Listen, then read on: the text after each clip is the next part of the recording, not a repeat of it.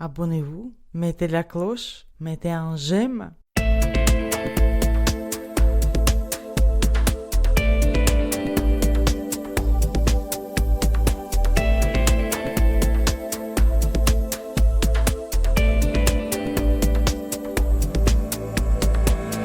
Bonjour et bienvenue sur Oxitude pour l'Hebdoxitude 442. Nous sommes le 26 février 2026 au soir.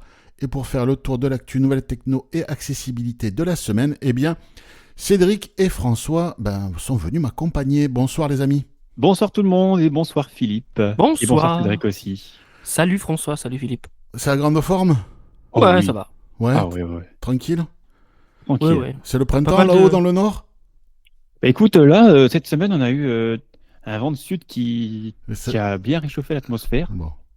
Donc c'était pas mal. Surtout Bon, hier, on a eu du soleil. T'as eu quelques jours où t'as pu te reposer, je crois. Hein ? Ouais, la semaine dernière. ça fait du effectivement. bien. Ah ouais, c'était très ressourçant. Ressources, kayak, amis, famille, Exactement, les potes, famille, kayak. Ouais, exactement, c'est ça. Bon, tout à mais fait. C'est parfait. C'est parfait. Et toi, Cédric, rien de particulier ? Non, pas mal de jobs, De job, attends. de travail. Ah, voilà, je préfère ça.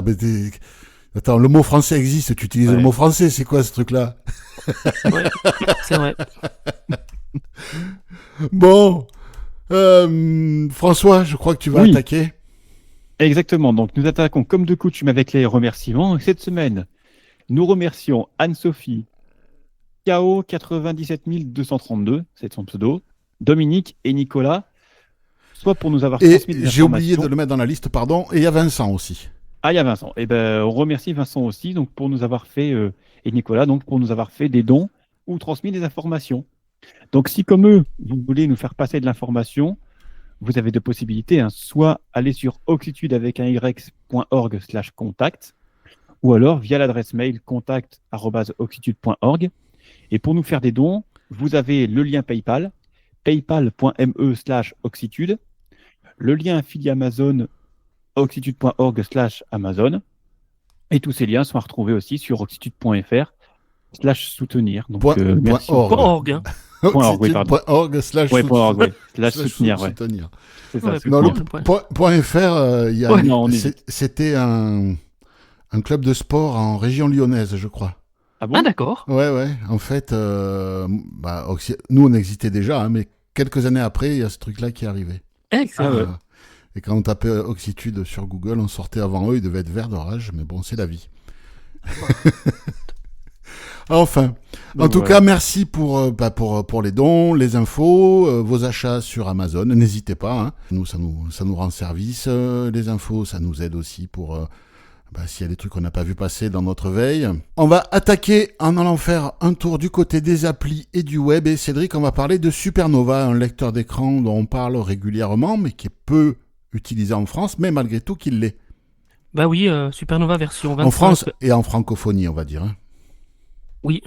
Alors Supernova, qui est édité par Dolphin, en fait sort en version 25.1 et il y a quelques nouveautés bienvenues, donc notamment un panneau de notifications. Là, on peut rattraper des notifications qui auraient été envoyées au système et que Supernova aurait énoncé, mais que on n'aurait pas vu tout de suite, ou si on veut se relire ces fameuses notifications. Il y a un nom comme Notification Finder, voilà comment ils appellent ça. Ensuite, une nouveauté qui est bienvenue, et ça c'est vrai que je pense que ça manquait pas mal ce Supernova, c'est la possibilité de désactiver les touches rapides. C'est-à-dire que par exemple vous êtes sur YouTube et puis vous voulez avancer dans votre vidéo ou passer à la piste, ou à la vidéo suivante, faire une pause, etc. Si la navigation rapide est activée, ça ne fonctionne pas parce que si vous appuyez sur T ou ça va au titre suivant, etc., etc. Ce qu'ils appellent la navigation rapide, en gros, c'est la navigation à une touche. Navigation à une touche, Ouais, c'est ça. Ouais. Oui, Donc sous Joe, ça existe depuis 15 ans. Hein. Oui. Sur Mac aussi, on peut le mettre ou l'enlever, la navigation à une touche. J'imagine sur NVDA aussi. Oui. Mm. Donc il y a ça, puis après il y a aussi des corrections de bugs, une meilleure prise en charge de Windows 11 et de WhatsApp aussi. Donc WhatsApp Web, la nouvelle version de WhatsApp Web. Et puis, je crois que j'ai fait un peu le tour. Ouais. Oui, la library, la librairie Libri de Braille, une meilleure possibilité d'ajouter des synthèses vocales via le configurateur, pas besoin de réinstaller apparemment le lecteur d'écran, comme j'ai compris. Donc voilà, Bon. continue son bonhomme de chemin. Ben, on se rend compte de quoi? C'est que WhatsApp sur ordinateur est quand même, semble en tout cas plébiscité par les aveugles. Ah oui, oui, oui, il est Parce beaucoup utilisé. parce que on voit que JAWS, là, Supernova, mais aussi NVDA, travaillent là-dessus pour le rendre accessible. Et ouais, ça donne l'impression qu'il y a beaucoup d'aveugles qui utilisent WhatsApp sur ordinateur. Ah bah c'est Ouais. le nouveau Skype ou le C'est Oui, ça, oui, c'est nouveau le- Messenger, oui, hein. oui. C'est Ça, c'est c'est ça. le- Bien sûr, Mhm. mais c'est vrai, moi je m'en sers très peu sur l'ordi, je l'ai sur le Mac. Moi, je crois que je l'ai jamais testé. Moi, Moi non plus. moi, il est tout le temps ouvert parce que si on l'ouvre pas pendant un mois, il faut le re-associer Mhm. au téléphone, Ouais. donc je laisse ouvert. Et non, moi je m'en sers, mais surtout sur le téléphone, quoi. Mais bon, oui, je comprends. Mais oui, c'est rigolo de voir que là, ils sont tous à fond dans toutes les mises à jour qu'on voit, Ah oui, oui. que ce soit JAWS, NVDA, Supernova, vite. Ben, c'est bien, ça veut dire qu'ils suivent les tendances et que ben, les clients et autres utilisateurs seront satisfaits. Ils s'adaptent à la demande de leurs clients et C'est c'est ça. très bien comme ça, quoi. Par contre, c'est fou quand même. L'application native a disparu, remplacée par l'application web. Mais sur le Mac, on a toujours une application WhatsApp. Oui, native. Oui, parce que Native. en fait, parce que c'est la version iPad. C'est ça. C'est quasiment la version iPad qu'on a. Donc la maintenance qu'ils ont à faire, ils la font en même temps que celle de l'iPhone et de l'iPad, tu vois. Donc ça change pas grand-chose. C'est vrai. Alors que sur Windows, c'est vraiment un développement spécifique. Et donc peut-être qu'ils préfèrent le faire en utilisant un framework HTML, enfin web, quoi. Mhm. Donc bon, c'est leur choix. François, on va parler Oui. d'une appli pour nos amis utilisateurs de smartphones sous Android. Et pas que, parce que j'ai vérifié, elle existe aussi pour iOS. Ah, aussi, pardon. juste D'accord. avant l'émission. D'accord. Donc, ouais, vous pourrez aussi la trouver sur iOS. Alors, c'est l'application Paper 2 Audio. Paper, le chiffre 2 et audio, tout collé. Ça veut dire paper to audio, ça veut dire du papier vers l'audio. Ouais, exactement. Voilà. Papier vers l'audio. Donc, en gros, c'est une application un peu à la façon d'Eleven Reader qui va convertir du texte en livre audio. Alors, eux, ils la présentent vraiment comme une application vraiment de lecture audio, donc de toutes sortes de documents, donc des pages web, des fichiers Word, des fichiers TXT, ce genre de choses, des EPUB, peu importe ce qu'on peut y mettre dedans. Et en gros, l'idée étant d'avoir des synthèses vocales de haute qualité, donc à mon avis un peu comme ce qu'on peut trouver sur Eleven Reader, hein, des synthèses De dernière génération, oui. ouais, de dernière génération pour vraiment lire de façon très agréable des contenus audio. Donc Un eux, peu comme les synthèses qui nous appellent parce qu'ils sont partenaires Enedis et ils veulent nous vendre des panneaux solaires, c'est ça? ouais, voilà, c'est Oh, ça. oh, l'enfer, ça arrête pas. En ce moment, c'est 3 par jour. Hein. Ouais, ça. Moi, enfin. j'arrive à les chanter avec l'iPhone, mais bon. Ouais. Mais voilà, donc en tous les cas, donc cette application permet de faire ça. L'avantage qu'elle a, de ce que j'ai pu lire par rapport à Eleven Reader, c'est qu'il y a plus de fonctionnalités au sein du lecteur audio. C'est-à-dire que, par exemple, on peut avoir le résumé de l'ouvrage, imbriquer des notes dans un livre audio, enfin prendre des notes, avoir une table de matière avec des sections. Donc voilà, des fonctions un peu poussées. Elle permet aussi une lecture dite intelligente du bouquin. Ça veut dire que ça va vous enlever les éléments indésirables tels que le numéro de la page, les publicités, certains symboles un peu indésirables qui vont vous rendre la lecture plus intuitive et plus agréable qu'une synthèse vocale classique qui va tout vous débiter de Ouais, façon c'est vrai que moi, j'ai machinale. lu des EPUB qui ont été scannés. C'était des EPUB un peu sauvages. Hein. Ouais. Et il y avait les numéros de page qui étaient Ouais, lus tout le temps, quoi. C'était c'est assez ça. Donc, nerveux. Ouais. donc là, l'idée en soumettant ce genre les bouquins à l'appli, c'est que ça va reconnaître, je pense, le fichier en lui-même et explorer les éléments, disons, indésirables Ouais. du bouquin. Ouais. Donc, vous avez en version gratuite jusqu'à 56 heures par semaine on va dire, d'écoute disponible. Ah, c'est pas mal, hein. C'est-à-dire que vous pouvez lui générer quasiment 56 heures, c'est quasiment un bouquin de plus de 1000 pages, hein, quasiment. Ah oui, c'est beaucoup, hein. Et après, je crois qu'on peut débloquer encore plus de choses avec un abonnement. Il y a un achat intégré pour Oui, ça. bien sûr. Oui. Et par contre, j'ai pas vu le tarif, il n'y était pas dessus, j'ai pas trouvé. Bon, Et donc voilà, donc c'était c'est une application bien sympa. Je vais voir sur iOS ce qu'elle donne. Bon, par contre, comme elle est vendue, elle est en anglais. oui, Donc, bon, voilà. En général, j'aime pas trop présenter les applis en anglais, mais là, je me suis dit, tiens, un truc comme ça sur Android, pourquoi pas. ouais, non, ça peut. Mm. En plus, l'interface de ce que j'ai pu vite fait voir sur iOS, elle a pas l'air trop compliquée. Il n'y a pas trop de choses dessus. Mais voilà, c'est en anglais. Et si donc on voilà, a 50 et quelques ouais. heures Ouais. incluses par semaine, t'es sûr c'est par Bah, semaine, c'est pas par mois? Bah écoute, sur le site, j'ai vu par semaine. Ouais, mais si c'est 50 et quelques heures par semaine, Ça m'a surpris aussi. ça mais- peut avantageusement remplacer Voice Dream. Hein. Ouais, c'est pour ça que je vais me pencher là-dessus, voir ce que ça donne, ça peut, hein. prendre le temps parce que là, j'ai vraiment peu le temps de la prendre en main, mais Ouais, je non. pense que j'ai me pencher Ouais. pour voir. Parce que Eleven Reader, je l'ai déjà fait, mais moi, ce que je leur reproche un peu, c'est que on voit que bon, c'est bien, mais voilà, il faut. C'est sommaire, quoi. C'est sommaire, voilà, c'est Ouais. sommaire. Ouais, C'est il ça. y a peu d'options et. Ouais. Tu Et prends même ce les qu'on te voix, donne, bon. quoi. Moi, je vous parlais de Firefox en version 148. Firefox, c'est ce navigateur web. Et comme tous les navigateurs web modernes, il propose, et depuis longtemps, hein, de pouvoir ouvrir des fichiers PDF. Vous allez sur un site web qui propose un fichier PDF. Vous pouvez le télécharger, hein, mais vous pouvez aussi l'ouvrir directement dans le navigateur. Et il y a une visionneuse PDF dans le navigateur. C'est la même chose sur Chrome, c'est la même chose dans Safari. Et puis sur tous les navigateurs basés sur Chromium, hein, que ce soit Edge, Brave, etc. Dans cette version de Firefox, il y a du mieux en ce qui concerne l'accessibilité, en particulier les mathématiques dans les PDF. Il y a une meilleure présentation au lecteur d'écran. Ce qui veut dire, a priori, que les PDF qui contiennent les formules mathématiques pourront être exploités avec des lecteurs d'écran à travers la visionneuse de PDF de Firefox. Si ça marche bien, après tout, je me dis, pourquoi ne pas ouvrir directement le PDF avec Ouvrir avec. Alors, ça doit exister sous Windows, hein, le Ouvrir avec, j'imagine. Bien sûr. Voilà, Ouvrir avec, on choisit Firefox et ça ouvre le PDF dans Firefox. Moi, je fais tout le temps ça. Et si la visionneuse, Sous Windows.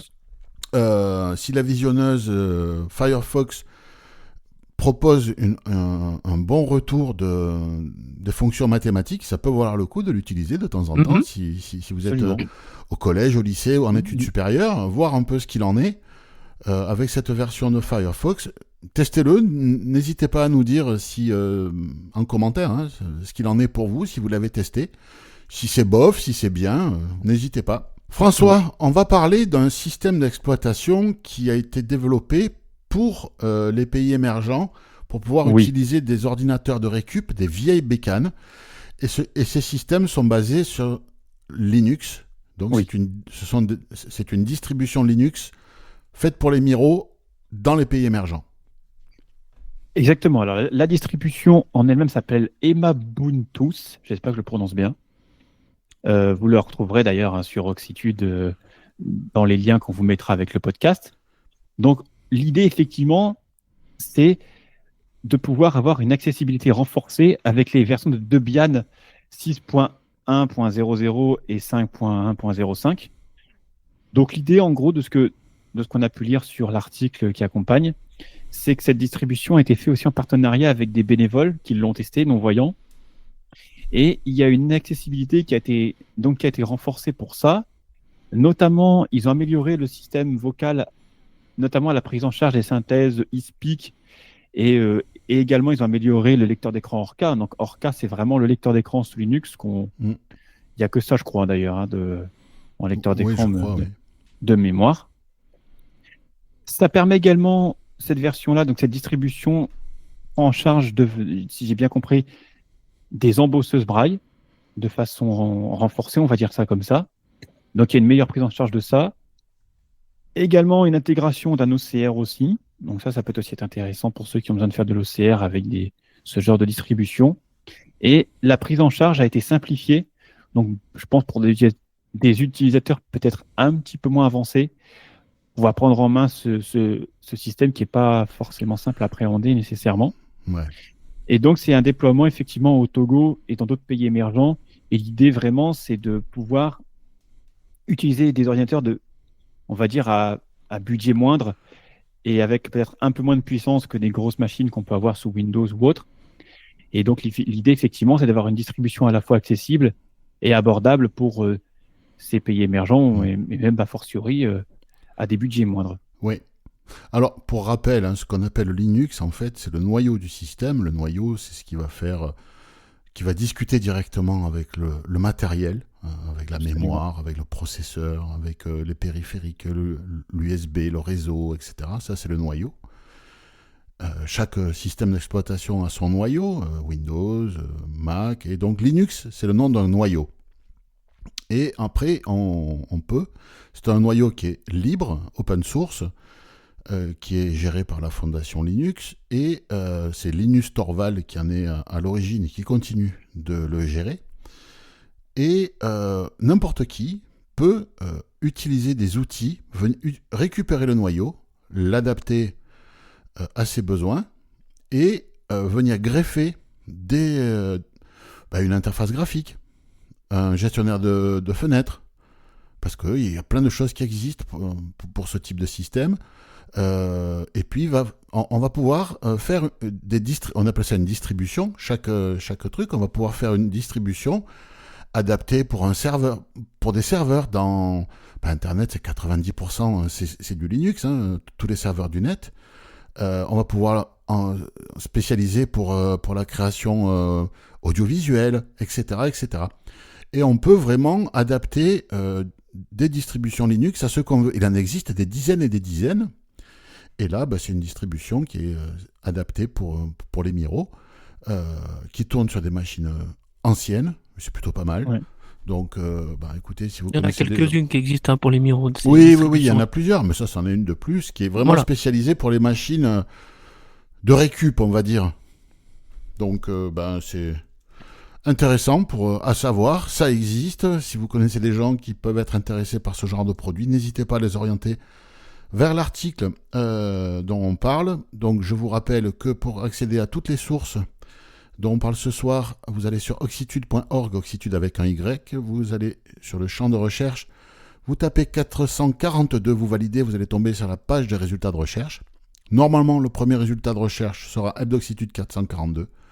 Vous validez, et puis vous allez tomber sur la page de ce podcast avec toutes les sources, en particulier le lien vers l'article qui parle de cette distribution Linux, que vous pourrez faire passer à qui vous voulez, susceptible d'être intéressé. Cédric, on a vu passer pendant la veille deux nouveautés qui pour iOS 26.4 bêta 2. Oui, c'est ça. Donc il y a deux petites nouveautés que j'ai pas vues. Oui, non mais attends, tu peux pas tout voir, tu travailles. Les seuls qui pourraient voir les nouveautés seraient les salariés chez Apple qui sont payés pour faire ça. Pardon, il y en a pas. Désolé. C'est ça. Oui.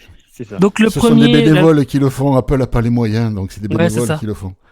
La première nouveauté, c'est en fait la possibilité d'ajouter un geste, d'attribuer un geste pour défiler rapidement de champ de texte en champ de texte précédent, champ de texte suivant, et au champ de recherche sur les différentes pages. Et apparemment, on pourrait aussi ajouter cette option au rotor, mais en fait, je pense c'est des options qui existent déjà. On l'a déjà dans le rotor. Aller au champ de recherche, aller l'élément. Écoute, ou alors est-ce qu'on peut ajouter ce geste? J'ai pas bien compris dans le rotor. Moi, c'est ce que j'ai vu passer comme nouveauté. Donc, ouais. Mais moi, j'ai pas vu. J'ai été voir dans les options du rotor. Ouais. Mais j'ai pas vu. Tu l'as pas vu. Bon, écoute. Ou alors peut-être qu'il faut que je. Ouais, peut-être qu'il faut que je fasse le geste et puis après je vais peut-être le voir dans le rotor. Ou peut-être qu'il faut activer un champ. Peut-être un premier champ, je sais pas. Un premier champ, ouais. Peut-être.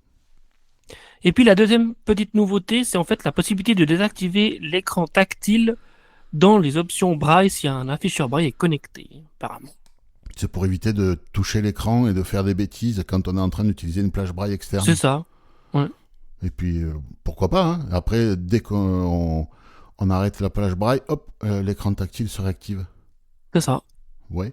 Alors, je sais que moi, j'utilise pas de braille, mais je crois savoir que les gens que je connais qui utilisent des plages braille avec l'iPhone utilisent de temps en temps quand même l'écran pour certains trucs quand même. Bah, t'es obligé parce que parfois, parfois, il peut se bloquer même, tu sais. Ouais. Donc, si Donc tu c'est une fonction à utilises- pas utiliser parce que si tu Ouais, je enlèves sais. l'écran tactile, Effectivement, je sais pas si c'est. Moi, Mais je perso, je pense. l'utiliserai pas. Hein, mais il faut qu'il bon, débug. après- Hein. Il faut qu'il débug avant Ouais, exactement. de le proposer ce truc. Hein. Mais je pense notamment à ceux qui sont peut-être dans les transports et puis qui ont le téléphone dans le sac ou dans la poche, Oui, ça peut être. mais Oui. Ouais. qui Ouais. doit être déverrouillé tout de même. Ben voilà, Mm. au moins ça permet de l'utiliser sans avoir des interactions avec l'écran tactile de l'iPhone. Ouais. Bon, ben, à suivre, on verra bien quand ça sortira, ce qu'il en sera. Hein, parce que ça, c'est en bêta, mais autant ils les enlèvent, les options. Hein. Oui, ça peut Bon, arriver. Hein. c'est rare. Hein. C'est rare qu'ils enlèvent un truc qu'ils ont mis pendant une bêta, hein, mais on verra bien. On va rester chez Apple et on va parler de Visual Intelligence. Donc c'est l'intelligence artificielle, mais qui voit. Et là, ça commence à sentir bon pour nous. On en a un peu parlé la semaine dernière à propos des futurs périphériques connectés qu'Apple va proposer, en termes de rumeurs, hein, les lunettes, les caméras sur les AirPods Pro et un genre de pendentif avec caméra. Je voudrais bien voir à quoi ça ressemble, ça, d'ailleurs. On verra. Ouais. En fait, donc, ce qui ressort des analystes, de ce que les analystes ont pu déduire de la politique de Apple et de celle de Tim Cook en particulier, c'est que Apple souhaiterait qu'on ait des objets sur nous et que ces objets voient et soient capables d'analyser l'environnement visuel pour répondre de façon contextuelle à ce qui se passe devant l'utilisateur. Pas pour les aveugles, hein, pour tout le monde. Donc pour nous aussi, bien entendu. On pourra discuter avec cette intelligence, hein, bien sûr. Par exemple, ça sera en mesure de reconnaître les éléments dans une assiette. Pourquoi pas? De donner des indications de navigation. Par exemple, ça pourra vous faire un rappel. Tiens, la prochaine fois que je m'approche de ces clés, tu me rappelles de partir avec. Bon, ben voilà, je m'approche des clés, j'ai complètement oublié. Hop, hop, hop, prends tes clés. Par exemple, ce genre de choses. Donc aujourd'hui, on a un peu d'intelligence artificielle dans iOS 26, de visual intelligence dans iOS 26, mais c'est basé sur ChatGPT. Ce que souhaiterait Apple, c'est le faire avec leur propre modèle et le faire tourner en local si possible. Déjà, ça leur permet à eux d'économiser des serveurs et de l'électricité, et comme ça tourne sur c'est l'électricité du client qui paye, qui fait tourner le truc. Et en plus, c'est plus réactif a priori, hein, si ça n'a pas des milliers de kilomètres à faire dans la fibre optique. Donc, à suivre, ça peut être très intéressant. Ce qu'on peut voir d'autre, en complément à cette information, c'est que Apple travaille sur un modèle, on a déjà parlé de ce modèle qui s'appelle Ferré, qui est un modèle d'intelligence visuelle. Il s'appelle Ferré UI Lite et c'est un modèle qui est capable de comprendre les interfaces. Donc les boutons, les cases à cocher, les textes, les machins, les trucs, les interfaces graphiques des ordinateurs, des smartphones, des tablettes. Et il tourne en local et il écrase en termes de performance des modèles jusqu'à 28 fois plus théoriquement puissants. Plus gros, on va dire. Plus gros. C'est ça. Ouais, plus gros. Plus gros. 28 fois plus gros. Et donc, je me dis, oui, ça fait 1 an qu'on en parle, 1 an et demi qu'on parle de Ferré. Ça fait 1 an et demi qu'on sait qu'Apple a ça qui tourne super bien en labo. Qu'est-ce qu'ils entendent? Ils attendent pour foutre ça dans VoiceOver, putain. Je me posais la même question quand j'ai vu le papier. Quand tu vois reconnaissance d'écran, pourquoi il y a encore leur truc qui marche, hein, on s'en sort, je veux dire, hein, ça dépanne. Mais ça dépanne, quoi. Un truc comme ça ferait plus que de dépannage. Hein. Ouf, oui. Par contre, il faudra des smartphones récents. Oui. Et faut pas s'attendre à utiliser ça en permanence dans VoiceOver, ça sera à la demande parce que ça va tirer de la batterie. Hein. Mais Oui. bon, quand on en a besoin, si on peut avoir un outil avec un gros modèle d'IA de reconnaissance d'interface et de compréhension d'interface, vous attendez quoi? Moi, j'espère qu'on aura ça en septembre, quoi, dans iOS 27, parce que c'est bien gentil d'en parler, mais à un moment donné, il faut poser sur la table, quoi. Je dirais pas Déjà, quoi, mais Ça fait longtemps qu'ils en parlent. Hein. il faut poser Ouais. les alibofs sur la table à un moment donné, quoi. on a même pas Siri avec Apple Intelligence, si on a encore du retard, déjà. Bah, oui. C'est- Bah non, mais c'est- Siri avec Apple Intelligence, c'était prévu pour... Enfin, prévu. Les rumeurs. Apple souhaitait le sortir avec 26.4 en avril. Ils sont encore en retard. Donc, Encore en retard. Ouais. on verra bien. Bon, Cédric, tu nous amènes au théâtre. Alors, moi, je vais vous parler d'un théâtre qui s'appelle Mogador. En fait, c'est 2 dispositifs, c'est 2 applications que vous pouvez installer sur votre téléphone. Eh bien, la première, ça concerne la comédie musicale pour le Roi Lion, apparemment. Donc, vous allez pouvoir suivre en direct sur votre téléphone l'audio-description de cette pièce de théâtre. Alors, bien sûr que ça pourra aussi servir à d'autres, j'imagine, à d'autres pièces et à d'autres comédies. C'est l'application Earcatch.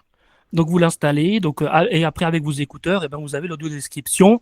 Et aussi, l'application va se baser, alors j'ai pas trop compris, mais sur les effets spéciaux. Vous allez avoir aussi les descriptions des effets spéciaux lors du spectacle. Mmh. Et puis la deuxième application, c'est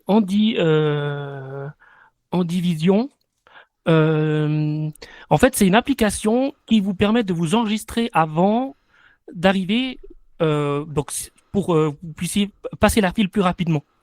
Alors, parce que ça aussi, ça aide à Ouais, c'est ceux un qui ont un coupe- handicap qui sont pas visibles. C'est un coupe-fil. C'est un coupe-fil. Ouais. Voilà. Donc, on peut s'enregistrer soit, si notre handicap il est visible, eh ben, on peut aussi s'inscrire. Mais voilà, on peut être dans une file et puis tout d'un coup il y a quelqu'un qui passe devant, puis on dit pourquoi il passe devant?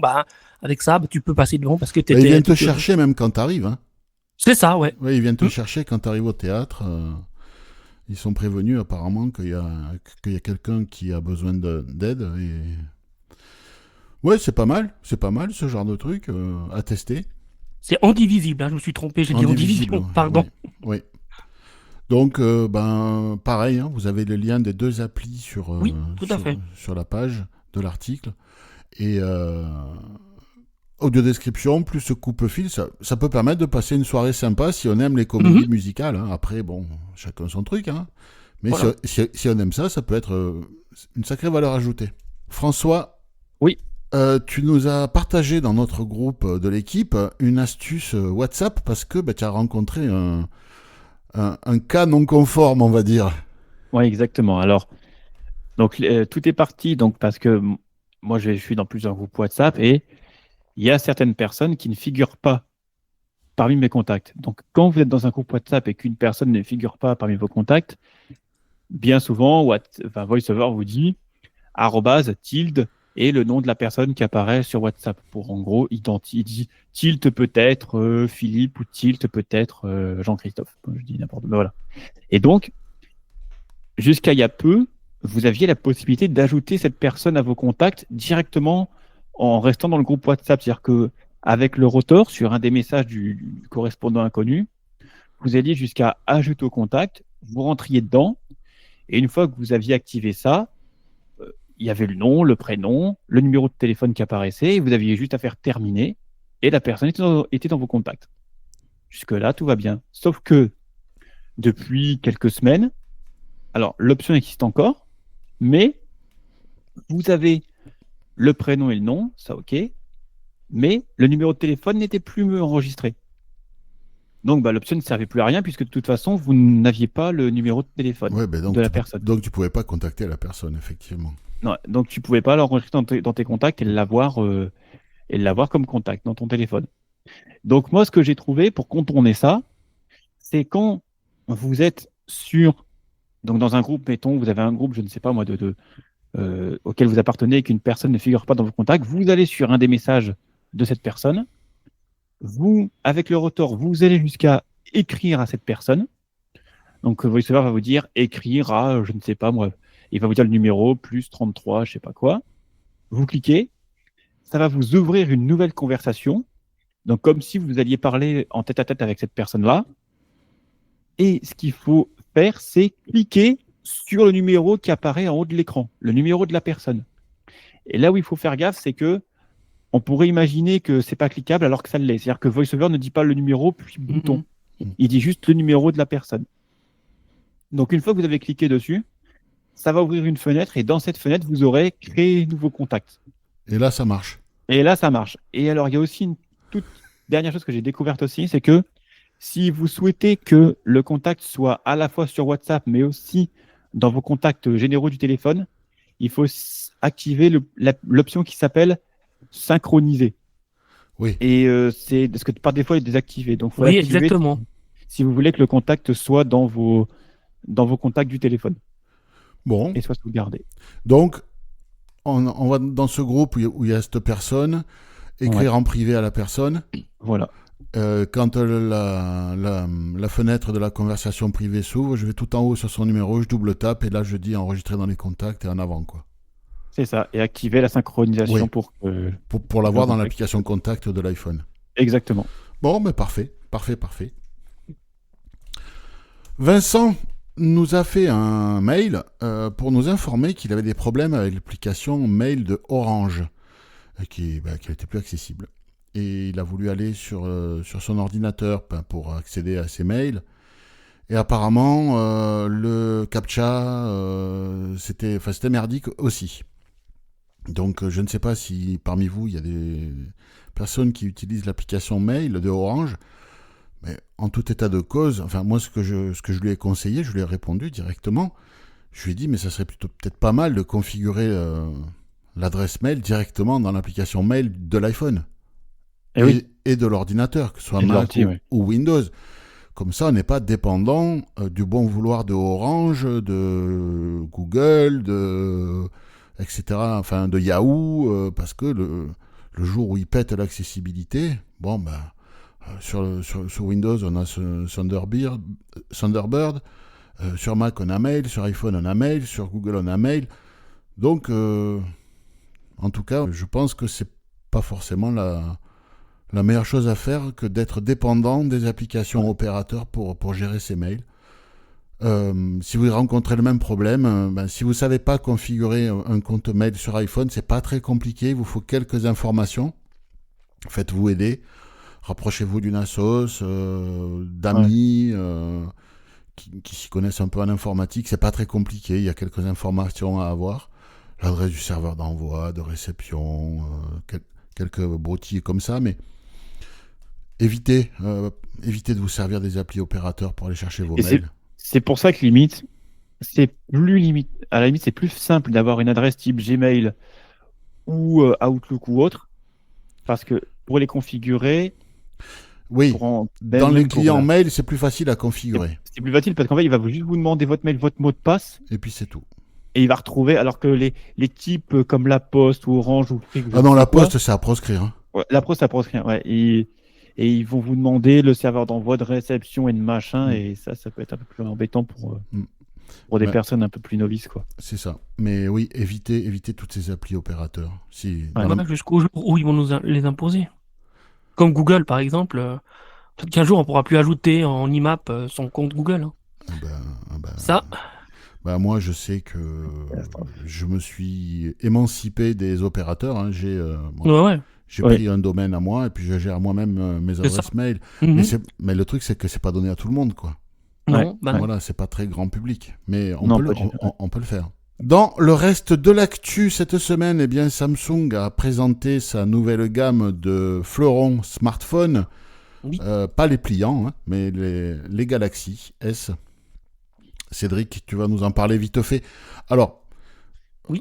Sur Android, même si on n'est pas trop utilisateur, on préfère quand même conseiller les pixels, mais on sait quand même que parmi nos auditeurs, il y a des aficionados de Samsung, donc c'est pour ça qu'on vous en parle. Cédric, tu parles vite fait des grandes nouveautés. Oui, donc exactement comme dit Philippe, c'est vrai que les Samsung ont une accessibilité qui est aussi très intéressante, surtout qu'apparemment Google Talkback aurait un tout petit peu rattraper son retard, hein, parce qu'il y a deux versions, hein. Samsung utilise sa propre version de Google Talkback, mais il y aurait eu effectivement quelques rattrapages à ce niveau-là, de ce qu'on a pu lire sur Accessibility Android, etc. Cette année, donc, Samsung ont sorti le S26, S26 Plus et S26 Ultra. Donc, les grandes nouveautés, en fait, c'est l'amélioration des processeurs, hein, plus puissants. On a aussi la Galaxy AI, donc l'intelligence artificielle qui est améliorée. Et puis, sur le Galaxy S26 Ultra, il y a une nouveauté, c'est une confidentialité sur l'écran. Donc, ça veut dire que quelqu'un qui serait à côté de vous ne va pas voir forcément ce que vous faites sur votre téléphone. Et ça, Bah, vous ça, pouvez c'est pour le les voyants, hein, parce que nous, on a, C'est pour les voyants, nous, on a oui. le rideau d'écran, nous. Oui, c'est vrai. Mais quelqu'un de malvoyant, peut-être qu'il doit passer son C'est ça. téléphone et puis que quelqu'un verrait ce qui se passe. Et puis, ce qui est bien, c'est que vous pouvez le configurer par application. Donc, peut-être que vous allez dire, bah voilà, moi, sur mon application bancaire, je vais la mettre, mais bon, sur YouTube, parce que je regarde souvent des YouTube avec quelqu'un, peut-être pas le mettre. Ouais. Donc voilà, nouveauté. Ouais, en fait, ça bloque le champ visuel de l'écran, en fait. L'écran, si on n'est pas pile dans l'axe, on voit pas ce qui se passe, quoi. Il faut vraiment être en face. En face. Il Ouais, faisait ça se des, passe, tu le vois pas, ouais, il faisait c'est ça. des films. Ils en font toujours Oui, alors ça d'ailleurs. existe, hein. Oui, oui. On peut mettre des films sur des iPads, sur des iPhones ou même sur des ordinateurs. En fait, c'est composé de tout petits prismes, en fait, hein. Et si tu n'es pas en face de l'écran, ben, tu vois pas ce qui se passe. En fait, tu vois la luminosité, mais tu vois rien à l'écran, quoi. Donc, ils ont développé ça. Et apparemment, est-ce que c'est logiciel ou est-ce que c'est aussi matériel? Je sais pas. Mais en tout cas, quand on met un film comme ça, un film de confidentialité, ben, on perd quand même en luminosité, en rendu des couleurs. Il y a quand même un petit revers à la médaille pour les voyants. Une petite perte, hein. Ouais. Bon, nous, ça nous concerne pas parce que quand on utilise un lecteur d'écran, ben, on fout le rideau d'écran et terminé, quoi. D'autres nouveautés, Cédric, ou? Non, bon, oui, la mise à jour One UI 8.5, Bon. donc l'interface de Samsung. Et Après, si vous devez l'acheter, sachez qu'au bout de 3 mois, il y a déjà 30% de moins cher. En général, chez Samsung, c'est très cher dès que ça sort et les prix baissent assez rapidement au bout de 3 mois. Donc, ça peut valoir le coup d'attendre si vous êtes branché Samsung. Mais si vous êtes branché Samsung, vous le savez déjà, ce que je viens de vous dire. Voilà. c'est pas faux. Dans la foire aux questions cette semaine, nous avons une question de Anne-Sophie. Bonjour à tous et merci beaucoup pour ce que vous faites. Je m'appelle Anne-Sophie et j'aimerais m'entretenir avec vous au sujet de 2 applications, Pronote et Scolingo. Ce sont 2 logiciels de vie scolaire utilisés dans beaucoup de collèges et de lycées. Personnellement, je les utilise en tant que maman et en tant que professeur. En tant que maman, ça va à peu près. En tant que professeur, c'est une galère sans nom depuis des années. Je ne parviens pas, ou plutôt je ne parviens plus à les utiliser en toute autonomie. Je ne parviens plus à remplir mes bulletins, à saisir des notes correctement, que ce soit sur iOS ou encore avec NVDA. Alors j'ai 2 questions. La première, est-ce que ces logiciels sont utilisables avec JAWS? Est-ce que vous auriez des retours en ce sens? La deuxième, à qui dois-je m'adresser? J'ai pourtant épuisé beaucoup de recours et rien ne change depuis 2019 environ. Je ne parviens plus à faire quoi que ce soit avec cette application en tant que professeur. Merci à l'avance pour l'aide que vous pourrez m'apporter. Bonne continuation à vous. Merci Anne-Sophie pour cette question. Eh bien, alors, dans l'équipe, plus personne n'a d'enfants en âge scolaire et personne non plus n'est enseignant.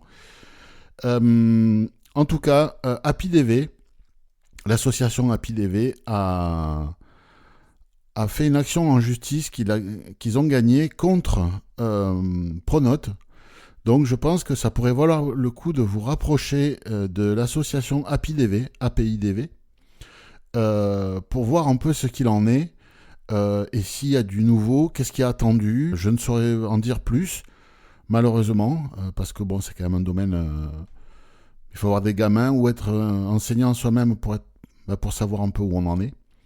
Mais oui, je pense qu'il faut se rapprocher d'HappyDV. C'est la seule association à ma connaissance, qui a fait le boulot pour Pronote. Donc, je vous invite à vous en rapprocher. Si parmi nos auditeurs, vous avez des réponses, n'hésitez pas, les commentaires sont là pour ça. François, toi, t'as pas de gamin? Non, pas Faut encore. que tu t'entraînes à en faire, hein. Longtemps Mais, et souvent. Non, mais en plus, j'y pense à ça parce que je me dis que, moi, je connais pour le coup des gens qui ont des enfants. Ouais. Et je plains Sophie parce que si elle est professeure, effectivement, maintenant, beaucoup de choses par Pronote. C'est-à-dire que non seulement les fameuses notes, mais aussi les cahiers de texte, les choses comme ça. Oui, c'est ça. C'est ça qui est terrible. C'est-à-dire que il y a peut-être 10-15 ans, Anne-Sophie, elle n'aurait pas eu tous ces soucis-là. Et si en plus, elle en aurait eu d'autres. elle en aurait eu d'autres. Mais Voilà. là, en l'occurrence, je pense que ça peut vraiment être problématique. Et en plus, s'ils foutent rien pour l'accessibilité, je pense que. Et s'il a fallu que HappyDV fasse une action en justice pour les faire bouger un peu, Oui. j'ai peur que si elle les contacte. Mais ce qui est scandaleux, c'est que l'éducation nationale le ministère devrait interdire aux académies d'autoriser des applications qui ne sont pas accessibles. Point barre. Mais oui. Point barre. Mais c'est pour ça que l'État ne respecte pas ses propres règles. Non, mais l'État. Attends, bon. C'est incroyable. Je ne vais pas revenir là-dessus, mais. Non, mais oui. Quand un homme politique parle, il ne faut jamais l'écouter. Ouais, il faut juste voir ce qu'il fait. Jamais l'écouter. Jamais. C'est que les actes qui comptent. Le blabla, c'est juste une onde. C'est juste du vent qui bouge, tu vois. Parce que là, en c'est plus, une onde sonore. Parce que là, pour le coup, pour Anne-Sophie, ça a vraiment un impact sur l'accessibilité de son poste de travail, quoi. Exactement. Et donc, donc ça peut même lui poser souci professionnellement. Donc c'est. Ouais. Oui, après, est-ce qu'il y a moyen de faire des scripts? Certainement, mais c'est pas une solution. Mais c'est pas une solution. Non. Donc oui, je pense qu'il faut que vous rapprochiez de HappyDV. Et si des auditeurs, vous avez des réponses à apporter, n'hésitez pas. Les commentaires sont là pour ça. Désolé de ne pas pouvoir en dire plus, mais c'est pas un sujet qu'on maîtrise du tout. Ah, le problème en plus de ces applis-là, c'est que c'est des applications qui sont développées au niveau national. Donc soit les mecs au niveau national développent accessible et voilà, et ça fonctionne. Et ils développent pas accessible et pour les faire bouger, c'est l'enfer. C'est l'enfer. Je suis désolé, mais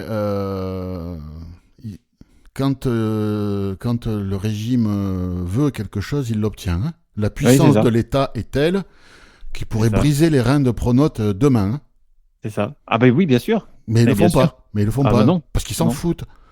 Parce qu'ils nous jouent de la flûte, et tiens, on a joué de la flûte aux aveugles, demain ça sera aux handicapés moteurs, après-demain ça sera à ces gens-là, puis ils jouent de la flûte à tout le monde.